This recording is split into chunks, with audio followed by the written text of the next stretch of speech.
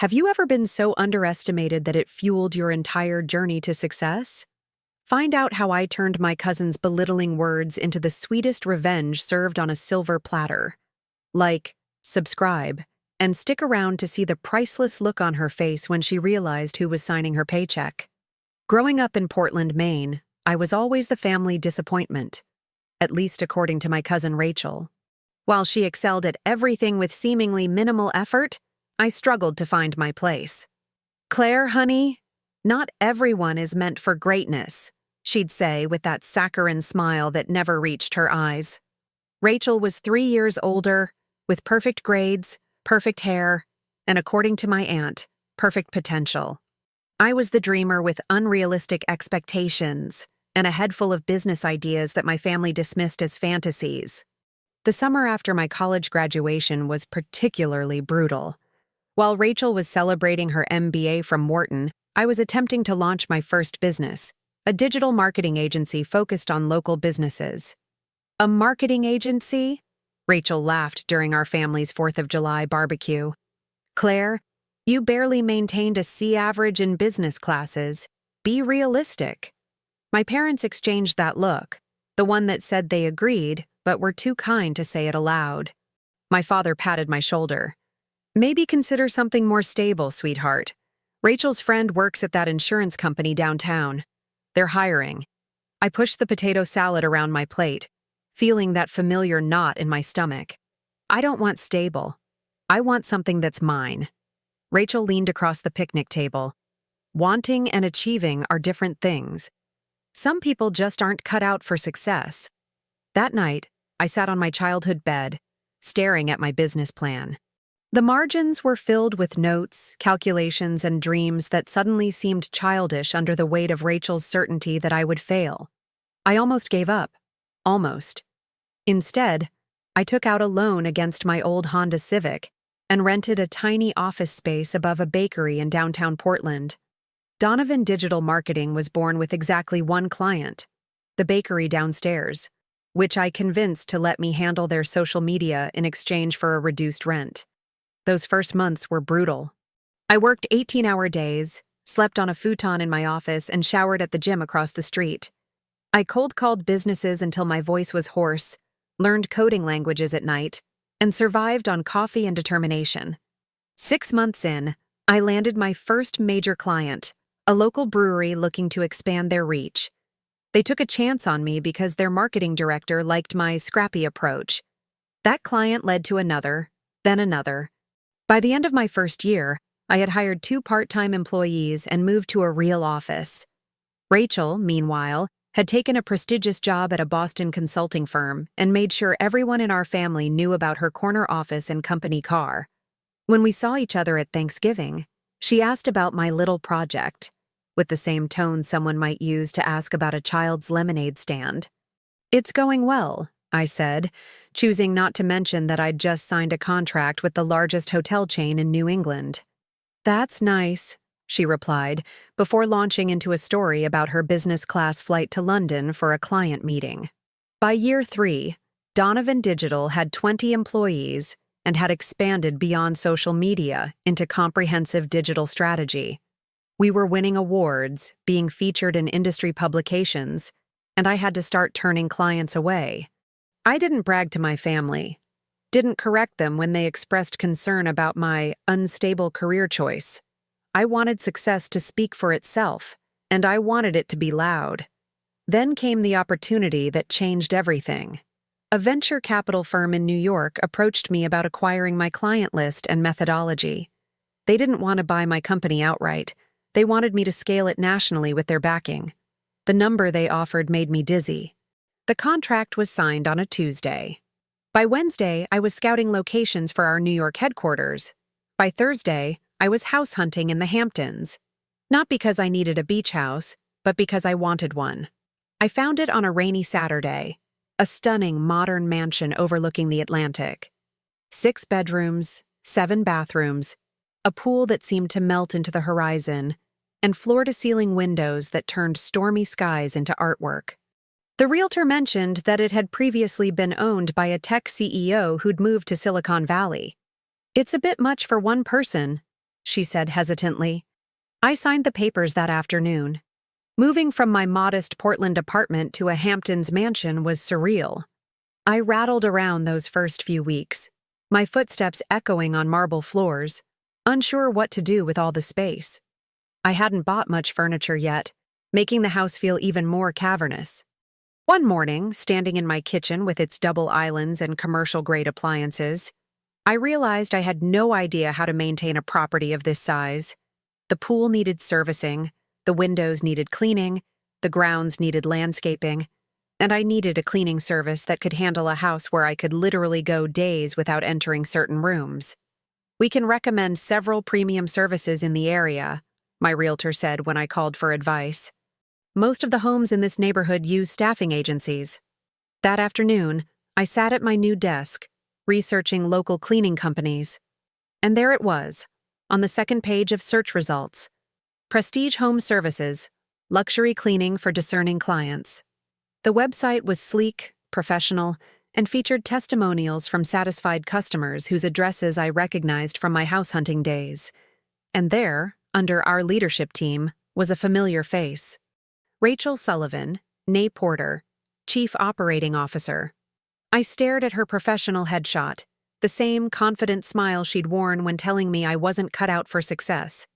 According to her bio, after 5 years in consulting, she'd joined her husband's family business, helping to expand their high-end cleaning service throughout the Northeast. My finger hovered over the Request a Consultation button. It would be so easy to choose another company, to avoid the inevitable awkwardness, the potential gloating if she realized the extent of my success. But something fierce and long suppressed flared within me. I clicked the button and scheduled an appointment for the following week, making sure to list myself as C. Donovan, rather than using my full name. As I closed my laptop, I couldn't help but smile. Rachel had spent years cleaning up after corporate executives and their messes. Now she'd have the chance to clean up after me. The morning of the consultation, I paced my mostly empty living room, rehearsing casual greetings in my head. Would Rachel come herself? Or would she send an employee to do the initial assessment? Part of me hoped for the former, while another part dreaded the confrontation. At precisely 10 a.m., the doorbell rang.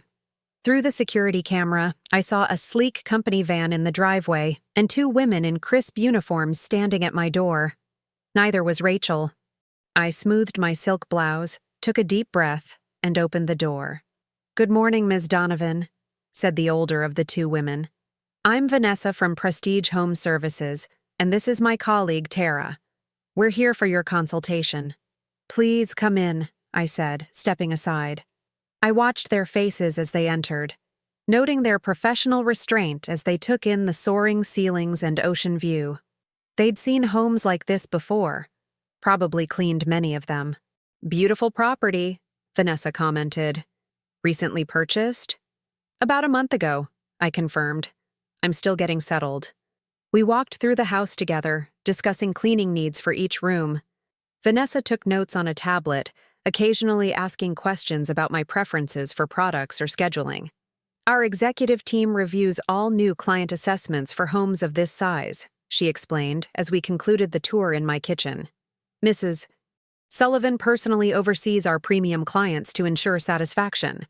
"Rachel Sullivan?" I asked, feigning mild curiosity. "Yes, she's our COO." Vanessa looked impressed that I knew the name. "She'll likely want to meet you herself before we finalize the service agreement." "I look forward to it," I said, signing the preliminary paperwork. "When might that be?" "She'll contact you directly within the next few days to arrange a meeting." After they left, I wandered through my echoing house, imagining Rachel's face when she realized whose home her company would be cleaning. Would she refuse the account? Assign it to someone else? Or would professional pride force her to handle it personally? The call came 2 days later. I was in my home office reviewing expansion plans for Donovan Digital's West Coast operation when my phone lit up with an unknown number. "Claire Donovan speaking." A pause. Then, "Claire? It's Rachel Porter. Sullivan now. I just received the consultation report for your property." I smiled at the confusion in her voice. "Rachel, What a surprise. Yes, I was very impressed with Vanessa and Tara. They spoke highly of your company. Another pause, longer this time. I had no idea you were in the Hamptons. Last I heard, you were running a small business in Portland. Things change, I replied lightly. The business did well. Very well, actually. I see. Her tone was measured, professional. Well, as Vanessa probably mentioned, I personally review all premium properties. Would you be available for me to stop by tomorrow afternoon? There are some additional service options I'd like to discuss. Tomorrow works perfectly. Say 3 o'clock? 3 it is. After hanging up, I allowed myself a small, victorious dance around my office. Then I called my assistant in New York. Melissa, I need you to help me stage a house, I said. And I need it done by tomorrow afternoon. The next day, a team of decorators, furniture delivery services, and art installers transformed my house from a beautiful but sparse mansion to a fully realized luxury home. Artwork adorned the walls, designer furniture filled the rooms, and family photos, actual photos of me, hastily framed, created the impression of a life fully lived in this space. By 2:30, they had finished.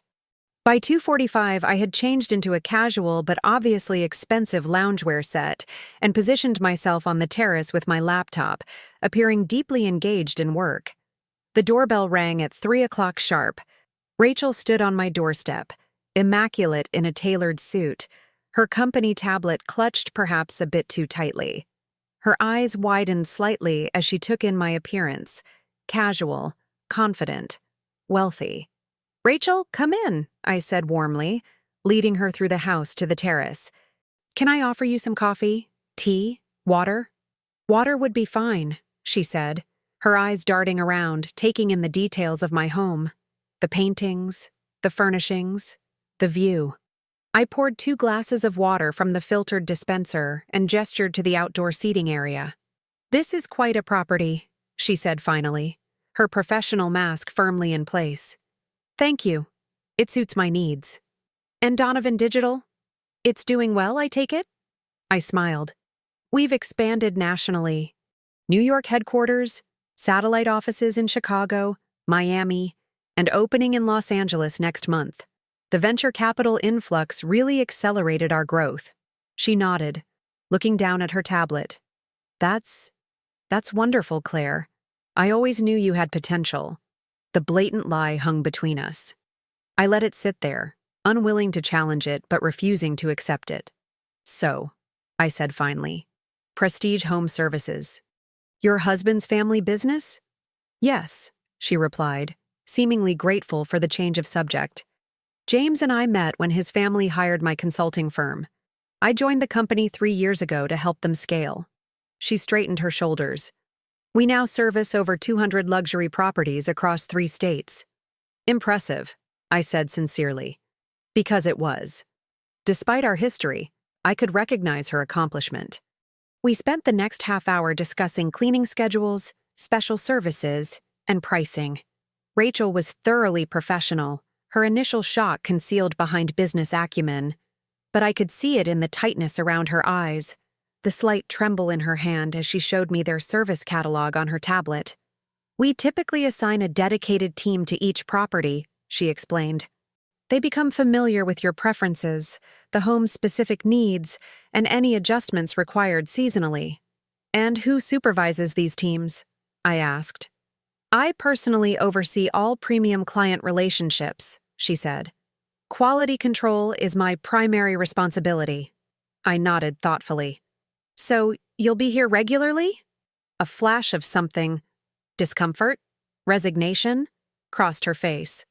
Yes, initially weekly, then monthly once the team is established. Perfect, I said, signing the electronic contract she presented. When can they start? Is Monday too soon? Monday is ideal. As I walked her to the door, a question clearly burned in her eyes. Finally, as she stood on the threshold, she turned to me. Claire, I have to ask, how did you do it? Really? I considered deflecting or responding with the kind of dismissive platitude she might have once given me. Instead, I told her the truth. Hard work. Sleepless nights. Taking risks when everyone, including you, told me to play it safe. I shrugged. And maybe a little bit of spite as motivation. She had the grace to look embarrassed. I was wrong about you. Yes, I agreed. You were. After she left, I stood in my foyer, surrounded by the trappings of success that had been hastily assembled to impress a woman whose opinion should no longer matter to me. Yet somehow, seeing that flash of recognition in her eyes, the acknowledgement that she had underestimated me, felt better than signing the venture capital deal, better even than buying this house. I picked up one of the framed photos my assistant had arranged, me at the opening of our New York office, champagne in hand, surrounded by my team. The genuine joy in that moment contrasted sharply with the performative success I'd staged today. With sudden clarity, I realized I was still living my life in reaction to Rachel's expectations, still trying to prove her wrong. I'd achieved everything I'd dreamed of, yet part of me remained that insecure girl at the family barbecue, pushing potato salad around her plate. It was time to stop proving myself to others and start living for myself, starting with making this beautiful, empty house an actual home. The first cleaning day arrived with military precision.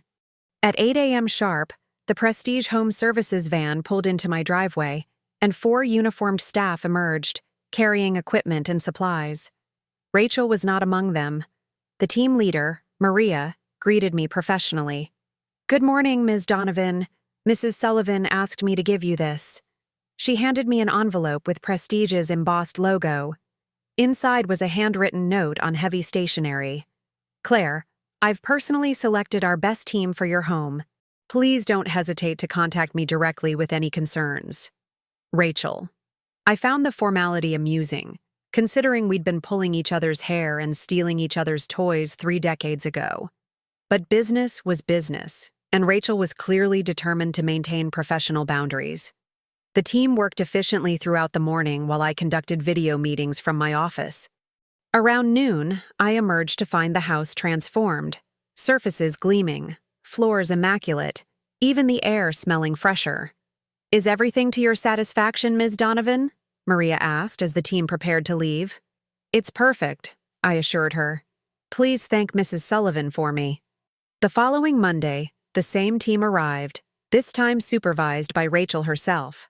She wore her company uniform rather than her executive suit, still perfectly put together, but clearly ready to inspect their work personally. "I hope you don't mind my joining them today," she said. "I like to conduct periodic quality checks." "Not at all," I replied.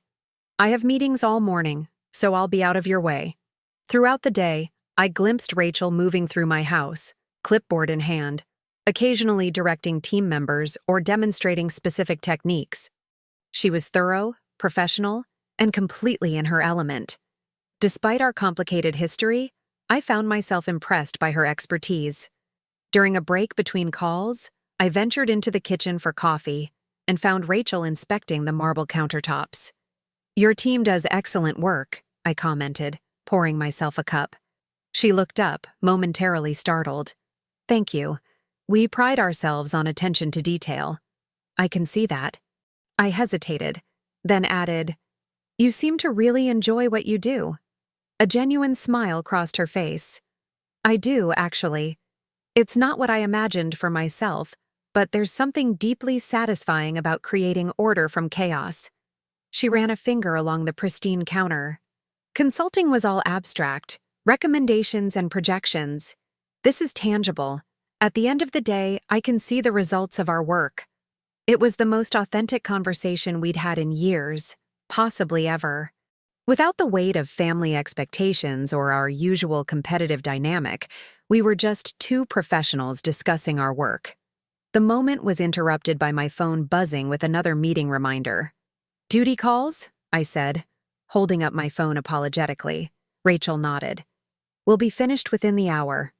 These Monday cleanings became a ritual over the next few weeks. Sometimes Rachel would accompany the team, sometimes not.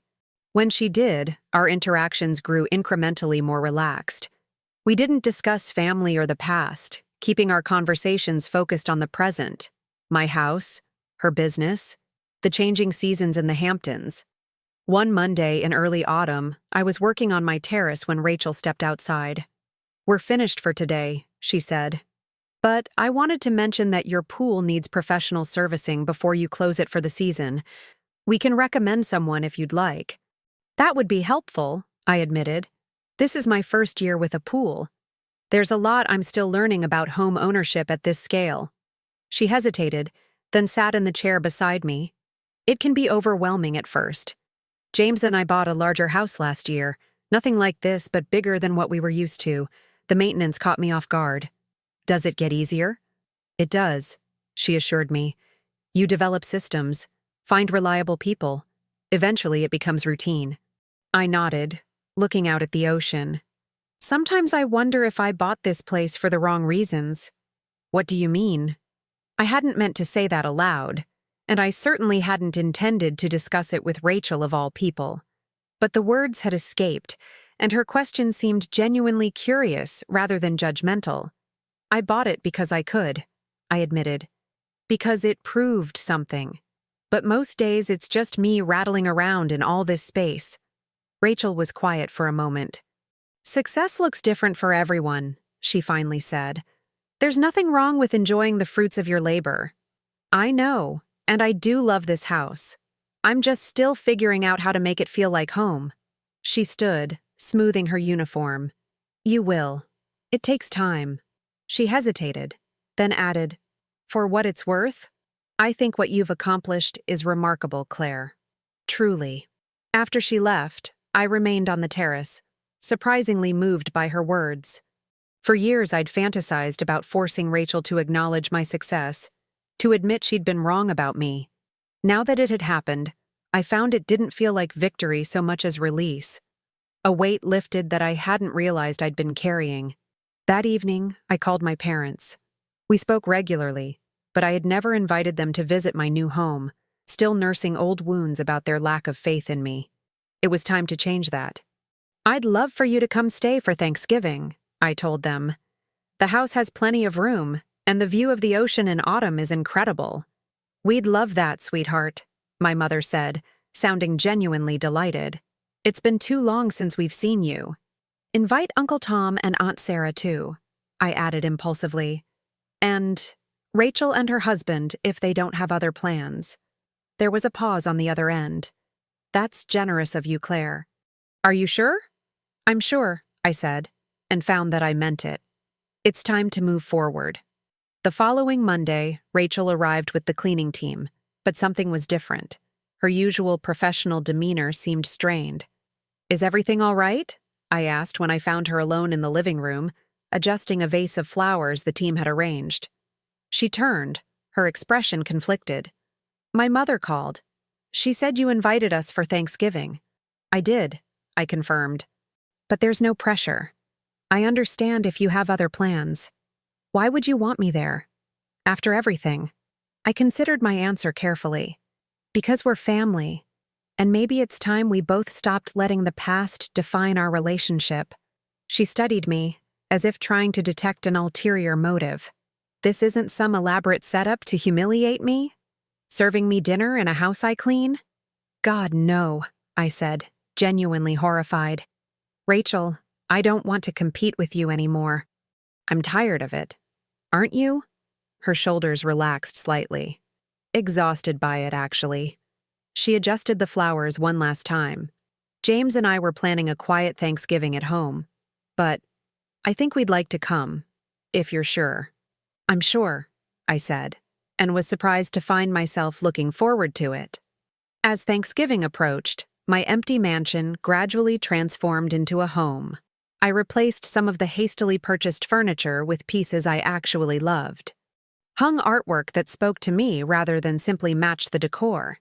Filled the bookshelves with my actual books instead of the designer-selected volumes my assistant had ordered. The Monday before Thanksgiving, Rachel arrived alone, explaining that the regular team would come Wednesday for a pre-holiday cleaning. "I wanted to discuss the holiday arrangements," she said, as we sat in my now comfortably furnished living room. "And to give you this." She handed me a gift bag. Inside was a bottle of wine and a small wrapped package. The card read, A housewarming gift, long overdue. You didn't have to do this, I said, genuinely touched. Open the small one, she urged. Inside the wrapping was a framed photograph. Rachel and me at about ages 8 and 5, covered in mud after a rainstorm, grinning widely at the camera with our arms around each other's shoulders. I found it when cleaning out my mother's attic, Rachel explained. It reminded me that we weren't always competitors.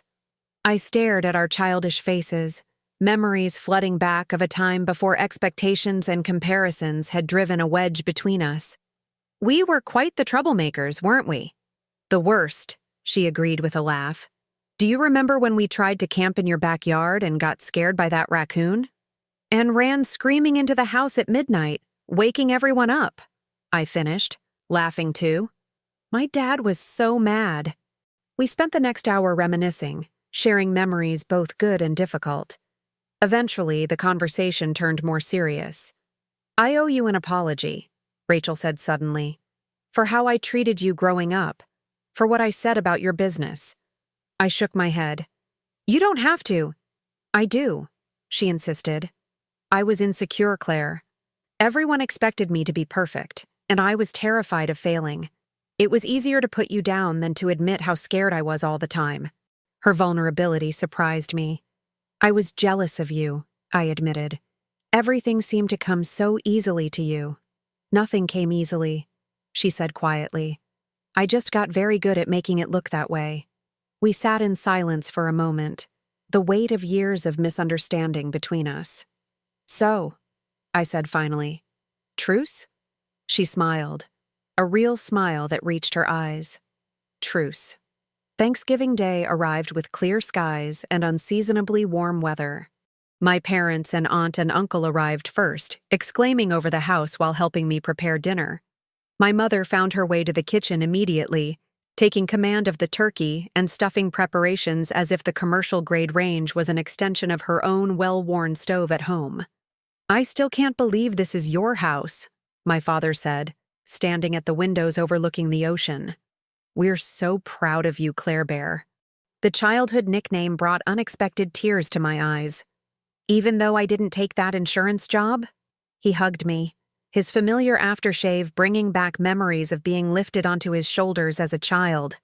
Especially because you didn't.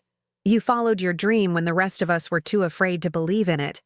Rachel and James arrived last, bearing wine and dessert.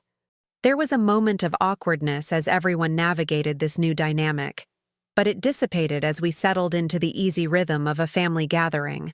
During dinner, my uncle raised his glass. To Claire, for bringing us together in this beautiful home. Your success is well-deserved. To Claire, everyone echoed. And to new beginnings, Rachel added, meeting my eyes across the table. Later, as everyone moved to the living room for coffee and dessert, Rachel pulled me aside. I have a business proposition for you, she said, completely unrelated to family matters. I'm listening. Prestige is looking to expand our digital presence. Our website is functional but basic, and our social media strategy is practically non-existent. She straightened her shoulders. All business now. Would Donovan Digital be interested in taking us on as a client? Professionally, no family discount. I considered her offer. I'd have to recuse myself from direct involvement to avoid any conflict of interest. But I have a team that specializes in service industry marketing. They're excellent. That would be acceptable, she said formally, then broke into a smile. God, listen to us. Acceptable. Conflict of interest. We sound like we're negotiating a corporate merger. I laughed. Old habits. But yes, send over your requirements, and we'll set up a meeting with our service team lead. Thank you. She hesitated, then added, and also for today, for inviting us. It means a lot. From the living room, I heard my father's booming laugh mingling with James's voice as they discovered a shared interest in fishing. My mother and aunt were deep in conversation while my uncle examined the bookshelves. You know, I said, for a house this size, it never felt so full until today. Rachel nodded in understanding. Success is better when you have people to share it with. As we rejoined our family, I realized that the mansion I had bought to prove a point had finally become something more meaningful, a home where old wounds could heal and new memories could form. And maybe that was the greatest success of all.